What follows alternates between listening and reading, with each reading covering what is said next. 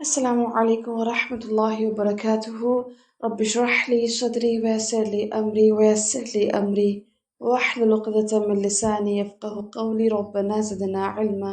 انشاءاللہ آج کا ہمارا ٹاپک ہے قربانی کا مقصد کیا ہے، واٹ از دا پرپز، اور ابراہیم علیہ السلام اور اسماعیل علیہ السلام کی وہ کون سی قربانی ہے جس کو یاد کر کے عید الاضحیٰ منائی جاتی ہے۔ پھر دیکھیں قرآن کریم میں خود اللہ سبحانہ و تعالی ہمیں بتاتے ہیں کہ قربانی کیا چیز ہے۔ سورہ کوثر، فصل لربک وانحر، اپنے رب کے لیے نماز پڑھو اور قربانی کرو۔ ایک اور جگہ فرمایا قل ان صلاتی ونسکی ومحیای ومماتی للہ رب العالمین، سورہ الانعام آیت نمبر 162۔ کہہ دیجئے بے شک میری نماز، میری قربانی، میرا جینا، میرا مرنا، سب کچھ اللہ رب العالمین کے لیے ہے۔ تو بیسکلی کیا پرپز ہے قربانی کا؟ نمبر 1 از دیٹ اللہ سبحانہ و تعالیٰ کی رضا، اس کی خوشنودی، اس کے چہرے کی خاطر، اس کو راضی کرنے کے لیے، اس کا قرب پانے کے لیے، اس کے قریب ہونے کے لیے قربانی ہے۔ کیونکہ دیکھیں سورہ حج آیت نمبر 37 اللہ سبحانہ و تعالیٰ فرماتے ہیں اللہ کو نہ جانوروں کا گوشت پہنچتا ہے اور نہ ان کا خون، اسے تو صرف تمہارا تقوی پہنچتا ہے۔ So what is the purpose behind it? تقوی حاصل کرنا، اللہ سبحانہ و تعالیٰ کا ڈر، خوف، اس کی رضا، اس کی خوشنودی۔ تو انشاءاللہ ہمیں ہمارے جو پرپز ہے، جو مقصد ہے، جو نیت ہے، اسے ابھی سے خالص کر لینا ہے کہ ہم یہ قربانی اس لیے کر رہے ہیں تاکہ ہم اللہ سبحانہ و تعالیٰ کو راضی کر سکیں، اس کا قرب حاصل کر سکیں اور اللہ سبحانہ و تعالیٰ کے قریب ہو سکیں۔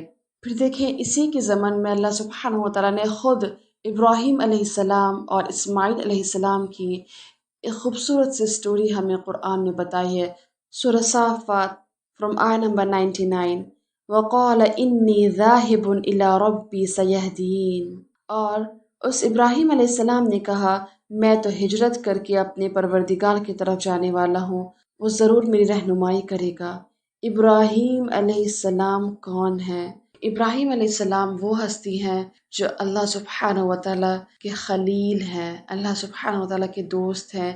یہ وہ ہستی ہیں جنہوں نے اللہ سبحانہ و تعالیٰ نے جس بھی آزمائش میں ان کو ڈالا، انہوں نے ان آزمائشوں کو صبر کے ساتھ، تحمل کے ساتھ پورا تمام کیا اور اللہ سبحانہ و تعالیٰ کو راضی کیا۔ آگ میں انہیں ڈالا گیا، بیٹے کی جو قربانی ہے وہ ان سے لی گئی، کعبہ کی تعمیر ان سے لی گئی، ان کی سراپا عمر آزمائشوں سے گزری ہے۔ اس آیت میں ذکر کیا جا رہا ہے ان کی ہجرت کا۔ پھر وہ کہتے ہیں ربی ہب لی من الصالحین، اے میرے رب مجھے نیک بخت اولاد عطا فرما۔ فبشرناہ بغلام حلیم، تو ہم نے اسے ایک بردبار بچے کی بشارت دی۔ کس کی طرف اشارہ ہے؟ اسماعیل علیہ السلام کی طرف۔ پھر جب وہ بچہ اتنی عمر کو پہنچا کہ اس کے ساتھ چلے پھرے تو اس ابراہیم علیہ السلام نے کہا کہ میرے پیارے بچے، میں خواب میں اپنے آپ کو تجھے ذبح کرتے ہوئے دیکھ رہا ہوں، اب تو بتا کہ تیری کیا رائے ہے؟ بیٹے نے جواب دیا ابا جان، جو حکم ہوا ہے اسے بجا لائیے، انشاءاللہ آپ مجھے صبر کرنے والوں میں سے پائیں گے۔ یہاں ذرا سا غور کریں، اس سے پہلے کی سٹوری بھی ذرا سمجھ لیں۔ دیکھیں اسماعیل علیہ السلام ابراہیم علیہ السلام کے بڑے بیٹے رہے اور بی بی ہاجرہ علیہ السلام سے یہ پیدا ہوئے۔ جب یہ دودھ پیتے بچے تھے اسماعیل علیہ السلام، تو اللہ سبحانہ و تعالیٰ نے اس وقت بھی انہیں آزمائش میں ڈالا اور کہا کہ بالکل ریگستان میں، صحرا میں انہیں چھوڑ آؤ، اور اس حال میں جب بچہ بالکل دودھ پیتا ہے، چھوٹا بچہ ہے، ماں اکیلی ہے، وہاں رہنے کا، کھانے پینے کا کسی کا کوئی انتظام نہیں، صرف اللہ سبحانہ و تعالیٰ کے خاطر انہیں چھوڑا۔ اب آپ دیکھیں گلا شکوہ بھی نہیں کیا بی بی ہاجرہ علیہ السلام نے، اور جس طرح سمینا و اطعنا کا ذکر آیا ہے قرآن میں وہ بجا لائے۔ اور یہ جو قربانی ہے یاد رکھیں صرف اور صرف ابراہیم علیہ السلام سے نہیں بلکہ ان کی بیوی بی بی ہاجرہ علیہ السلام اور اسی طرح ان کے بچے اسماعیل علیہ السلام کی ہے۔ تو اس نقطے سے ہمیں یہ بات سمجھ آنی چاہیے، چاہتی تو اس وقت بی بی ہاجرہ گلے شکوے کر سکتی تھی، کس طرح آج مجھے اکیلے یہاں چھوڑ کے آپ جا رہے ہیں، مگر انہوں نے نہیں کیا کیونکہ انہیں معلوم تھا کہ اللہ سبحانہ و تعالیٰ کوئی بہت بڑا کام لینے والے ہیں۔ اور یہ پیغمبر ہے میرے شوہر، اللہ سبحانہ و تعالیٰ نے جس چیز کا حکم دیا ہے یہ وہ ضرور کریں گے، بجا لائیں گے، اور مجھے بھی اس چیز پہ سر تسلیم خم کرنا ہوگا۔ یہ دیکھیں ارادہ، یہ پختگی، یہ ایمان، یہ جذبہ کب آتا ہے؟ کب ہم آزمائشوں میں کھرے اترتے ہیں؟ کب ہم اللہ سبحانہ و تعالیٰ کو آزمائشوں میں رہ کر بھی راضی کر سکتے ہیں؟ جب ہم یہ سمجھیں کہ اللہ سبحانہ و تعالیٰ نے مجھے آزمائش دی ہے، ضرور اللہ سبحانہ و تعالیٰ مجھ سے کوئی بڑا کام لینا چاہتے ہیں، اور اس میں سراپا میرے لیے خیر ہی ہے۔ یاد رکھیں اللہ سبحانہ و تعالیٰ کبھی بندوں پر ظلم نہیں کرتا، وہ جو کچھ کرتا ہے ہمارے بھلائی کے لیے کرتا ہے۔ یہ یقین جب ہوگا انسان کو، تبھی وہ بندہ آزمائشوں میں کھرا اترے گا۔ پھر دیکھیں آزمائش جب ہم پہ آنی ہے اور آ گئی ہے، تو یا تو اسے ہم خوشی خوشی قبول کر لیں اور صبر کے ساتھ جمے رہیں اور اللہ سبحانہ و تعالیٰ کو راضی کر دیں۔ ایک رویہ یہ ہو سکتا ہے۔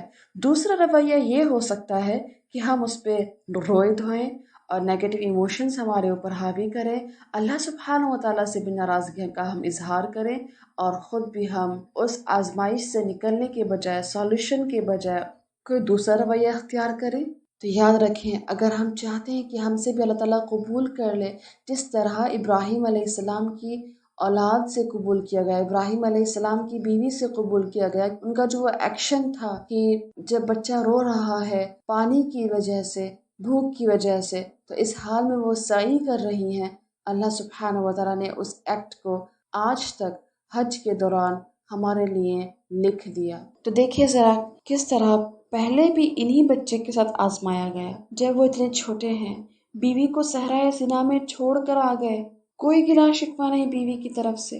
پھر آپ دیکھیں اس آیت میں پھر سے جب وہ کچھ بڑی عمر کو پہنچے، مفسرین کہتے ہیں 13 سال کی عمر میں وہ پہنچے یا اس کے لگ بھگ، تو یہ واقعہ پیش آیا، اور اس وقت بھی دیکھیں کیا رد عمل ہے۔ پہلی بات تو یہاں غور کریں کہ ابراہیم علیہ السلام پوچھ رہے ہیں کہ میرے پیارے بچے، میں خواب میں اپنے آپ کو تجھے ذبح کرتے ہوئے دیکھ رہا ہوں، اب تو بتا کہ تیری کیا رائے ہے، کیا مشورہ ہے، تیرا کیا سجیشن ہے؟ ہونا تو یہ چاہیے تھا کہ اگر وہ ایک رسول ہیں، اللہ کا حکم آ گیا، اور رسولوں کا یاد رکھیں جو خواب ہوتا ہے وہ وہی ہوتا ہے، خواب جو ہوتا ہے وہ سچا ہوتا ہے، انہیں بس وہ کر گزرنا ہوتا ہے۔ وہ چاہتے تو یہ کہہ سکتے تھے کہ مجھے خواب آیا ہے بس اب ہمیں کرنا ہے۔ No, what is he doing? He is asking, وہ سجیشن لینا چاہ رہے ہیں کہ اے میرے بیٹے تمہاری کیا رائے ہے، تم کیا سوچتے ہو اس کے بارے میں؟ کیا ہمارا یہ تربیت کرنے کا طریقہ ہے کہ ہم بچوں کو سوچنا سکھائیں؟ ہم تو ان کی شادی کے بعد تک کے ڈیسیجنز ہم خود لے رہے ہوتے ہیں۔ ہمیں ان کے اندر اس رویے کو ڈیولپ کرنا ہے۔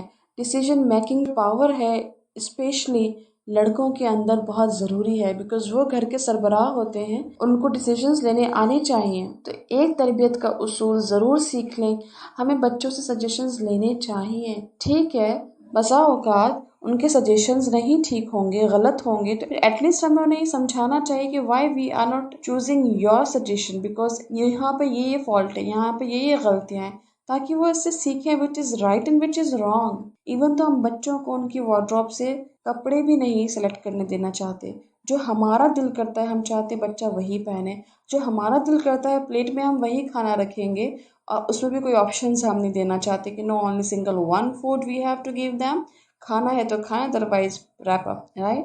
سو we need to think about this کہ کیا تربیت تھی۔ اور یاد رکھیں یہاں ابراہیم علیہ السلام صرف 3 سے 4 بار ملنے کے لیے آئے ہیں۔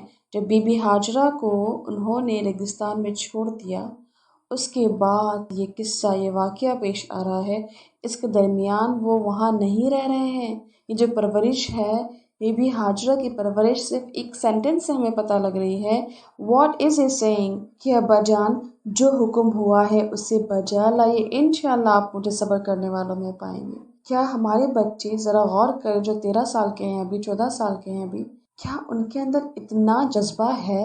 کیا ان کے اندر اتنی حکمت ہے؟ کیا وہ اتنے حلیم ہیں؟ کیسی پرورش ہے؟ اور ہم پرورش میں بھی کہ بچے کے جو والد ہیں، میرے جو شوہر ہیں، وہ ذرا تعاون نہیں کرتے ہیں، ذرا ہیلپ نہیں کرتے ہیں، ساری پرورش سب کچھ مجھے ہی کرنا ہے۔ یہاں بھی بی بی ہاجرہ نے اکیلے پرورش کری ہے اسماعیل علیہ السلام کی، اور ان کی یہ قربانی، ان کی یہ پرورش جس کو ہم آج قرآن میں پڑھ رہے ہیں، ان کی اس قربانی کو اللہ سبحانہ و تعالیٰ نے تا قیامت تک لکھ دیا ہے۔ تو اگر ہم چاہتے ہیں کہ ہماری جنریشن سے کچھ ایسے لوگ اٹھیں، کچھ ایسے لوگ نکلیں، کچھ ایسے بچے نکلیں جو کہ اس دنیا میں حق کو پھیلائیں، جو کہ اس دنیا میں لوگوں کو صحیح ڈائریکشن سکھائیں، تو اس کے لیے ضروری ہے کہ ہم ماؤں کو سب سے پہلے آگے آنا ہوگا۔ ہم ماؤں کو سب سے پہلے ہمارے ڈائریکشن سیٹ کرنے ہوں گے، ہم ماؤں کو سب سے پہلے ہمارے تربیت پہ فوکس کرنا ہوگا۔ پھر دیکھیں کیا کہا، فَلَمَّا أَسْلَمَ وَتَلَّهُ لِلْجَبِينِ، غرض جب دونوں مطیع ہو گئے یعنی کہ فرما بردار ہو گئے، سمعنا وَأَطَعْنَا کیا، اور اس نے اس کو پیشانی کے بل گرا دیا تاکہ وہ ان کا چہرہ نہ دیکھ سکیں اور محبت اور شفقت میں کہیں یہ کام انجام دینے میں رکاوٹ پیدا ہو، انہوں نے اسے پیشانی کے بل لٹا دیا۔ اللہ اکبر، کس طرح کی یہ قربانی ہے۔ وَنَادَيْنَاهُ أَن يَا إِبْرَاهِيمُ، تو ہم نے آواز دی کہ اے ابراہیم، یقیناً تو نے اپنے خواب کو سچا کر دکھایا، بے شک ہم نیکی کرنے والوں کو اسی طرح کا جزا دیتے ہیں۔ إِنَّا كَذَلِكَ نَجْزِي الْمُحْسِنِينَ، اب اگر ہم چاہتے ہیں کہ ہم محسن بنیں، اب اگر ہم چاہتے ہیں کہ اس طرح اللہ تعالیٰ ہمیں جزا دے، تو یاد رکھیں آزمائشوں کی بھٹی سے گزرنا ہوگا، جس طرح ابراہیم علیہ السلام بڑی بڑی آزمائشوں میں سے گزرے اور اللہ سبحانہ و تعالیٰ کو راضی کر دیا انہوں نے۔ ہم چھوٹی چھوٹی آزمائشیں ہم پہ آتی ہیں، ہم فوراً گلے شکوہ کرنا شروع کر دیتے ہیں، مگر ہماری جو سوچ ہے اعلیٰ ترین درجے جنت میں حاصل کرنا، اللہ سبحانہ و تعالیٰ کو خوش کرنا، ہماری یہ سوچ ہے کہ ہم بھی بہت بڑے کام کریں، کیسے ادا ہوں گے؟ ہم چھوٹی چھوٹی آزمائشوں میں تو اللہ سبحانہ و تعالیٰ سے شکوے شکایت کرنے لگتے ہیں۔ ہم نے کب سمعنا وأطعنا کیا ہے؟ کس خلوص نیت کے ساتھ، دل کے ساتھ ہم نے کہا ہے سمعنا وأطعنا؟ پھر دیکھیں إن هذا لهو البلاء المبین، یہاں اللہ سبحانہ و تعالیٰ خود کہہ رہے ہیں یقیناً تو نے اپنا خواب سچ کر دکھایا، بے شک ہم نیکی کرنے والوں کو اسی طرح جزا دیتے ہیں۔ إن هذا لهو البلاء المبین، در حقیقت یہ کھلا امتحان تھا، بہت بڑا امتحان تھا۔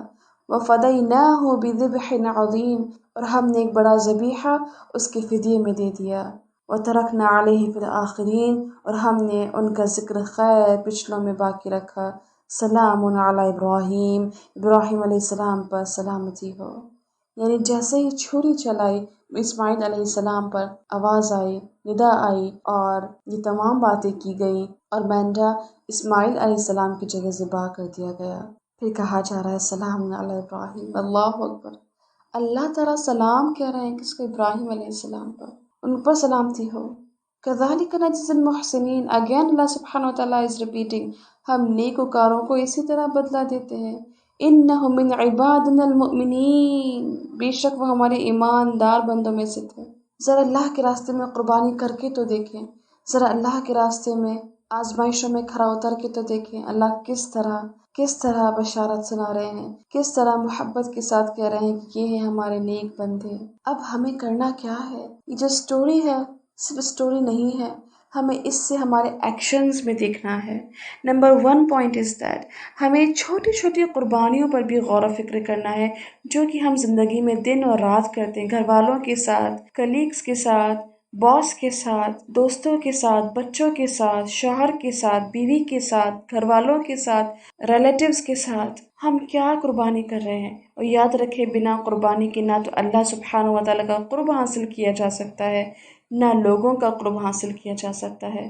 تو انشاءاللہ یاد رکھیں نمبر 1 پوائنٹ از دیٹ جس بھی آزمائش میں اللہ سبحانہ تعالیٰ انسان کو ڈالتا ہے اس کو ہیرا بنانے کے لیے ڈالتا ہے۔ تو ہمیں چاہیے کہ جب آزمائشیں آئیں تو خوش ہو جائیں، صبر کریں کہ اللہ سبحانہ و تعالیٰ میرے درجے بلند کریں گے اور مجھ سے راضی ہوں گے۔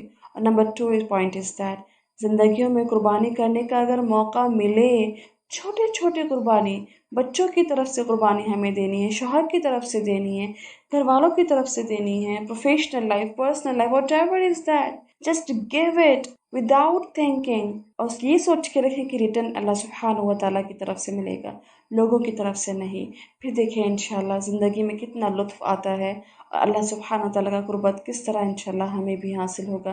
اللہ سبحانہ و تعالیٰ سے دعا ہے کہ اللہ تعالیٰ ہمارے لیے آسانیاں کریں، اللہ تعالیٰ ہمیں وہ سکھائے جس سے کہ ہم اسے راضی کر سکیں اور اس بار کی جو قربانی ہے اللہ تعالیٰ تو ہم سے قبول کر لے، اور ہماری نیتوں میں جہاں بھی کھوٹ ہے کہ ہم کسی ایک دوسرے پر بڑھ چڑھ کے فخر حاصل کرنا چاہتے ہوں، تو یہ اللہ تعالیٰ وہ تمام چیزیں ہمارے دل سے نکال دے۔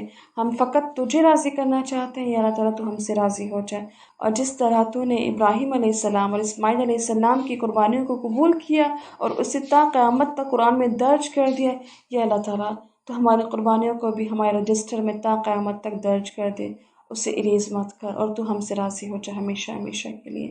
آمین ثم آمین۔ سبحانک اللہم و بحمدک، نشہد ان لا الہ الا انت، نستغفرک ونتوب الیک، ربنا تقبل منا۔